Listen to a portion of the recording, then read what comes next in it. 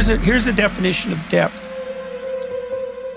More ideas are dependent on a deep idea than the number of ideas that are dependent on a shallow idea. Okay, so I think that religious axioms are the deepest fundamentals. And I think we can say that by definition. And the reason they move you deeply is because they shift large sections of your perceptual and conceptual structure simultaneously, rather than the shallow things which are evanescent and irrelevant. And I think as well that we do in fact feel movement in the depths. Could I speak to the campus climate about this? Because I don't agree with why Dr. Peterson has been asked to stop abusing students on campus. To stop doing what? Abusing students. I see. And other members of our learning community who do deserve respect and do deserve to be able to work and learn and contribute to society in a place where if they are physically assaulted, if they are... The assault so far came from the social justice warriors who are at this free speech rally, and almost 2 million people have watched those so far. This is not accurate. Well, you can look at the videos yourself. Because people have been making complaints about your behavior. Yes, I understand that. Yes. And so we're seeing a greater opportunity for social justice happening that many people won't understand. Nick, can I be clear on something? You've accused him of abusing students by not using the pronouns they want to be addressed by. That's how I see it, absolutely. That is tantamount to abuse in your view. Absolutely. God comes to Jonah and says, well, you got some things to say there, buddy. Get yourself to the city and make some noise. And Jonah, being a very wise man, thinks, up yours, God, I'm going the other direction, like anyone sensible would. Right. And so he jumps on a boat, right? And away he goes. But the storms rise, and he admits his sins, and the sailors throw him overboard. And then you think, well, that's pretty rough on poor Jonah. God told him to speak, and he was silent. Now he's going to drown. And then you read and you think, oh, well, drowning would have been real good for Jonah, because the next thing that happens is the worst possible creature from the darkness of the abyss comes up and pulls him to the bottom of reality itself, where he cooks away for 3 days. And so you don't just end up in the damn water, you end up in hell if you shut your mouth when you have something to say.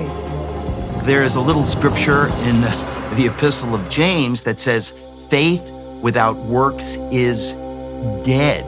In other words, if you're foolish enough to believe that you can have faith and not evince it in how you live, then you're a fool. Then actually, biblically, you have no faith. One of the principal ideas of the New Testament, and one of the principal things that Jesus was trying to say to clarify, why many of the religious leaders of his time were off, was that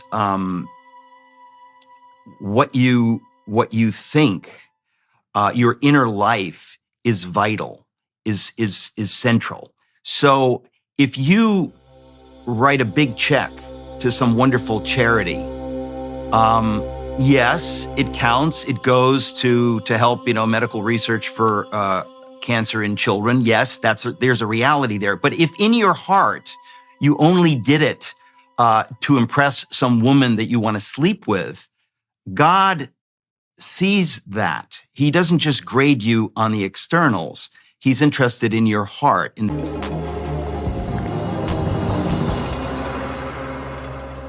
I always tell people when they ask me, why do you take on these risks and speak your mind? And then, as you know, Jordan, last year I received some pretty serious death threats and many years. And you were very kind to right away contact me. And say, well, you get more flack on the Jewish front, eh? So I've got more flack, but I would say I haven't got flack as serious as some of what's been levied against you. I've been fortunate enough to escape. If you're against slavery and you live in the mid-19th century, people will say, "Oh, you're being political. Just stick to the gospel." Well, that's what Hitler said to the pastors. Just stick to your little gospel. I'll worry about the Third Reich. I'll worry about everything else. You just worry about your little theology. And that thin theological view that some Christians have of what it is to have faith is profoundly wrong. It is unbiblical. Your theology has to be lived out. It has to be integrated into every part of your life.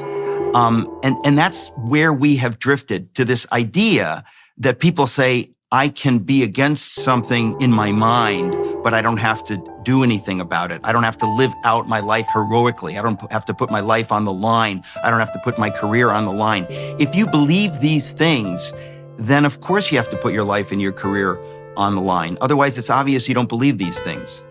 When Hitler took over in the 30s, some people, it's just like today. It's exactly like today because this is human nature. They simply didn't want, quote unquote, any trouble. So they were willing to look the other way when something bad was happening. There were some people didn't want to lose their jobs. So there's an economic thing. But the point is, evil never operates in a vacuum. It works with things like human interest. And the question is, there's this amalgam of things going on. For some, it's purest greed. How much money can Pfizer and company make?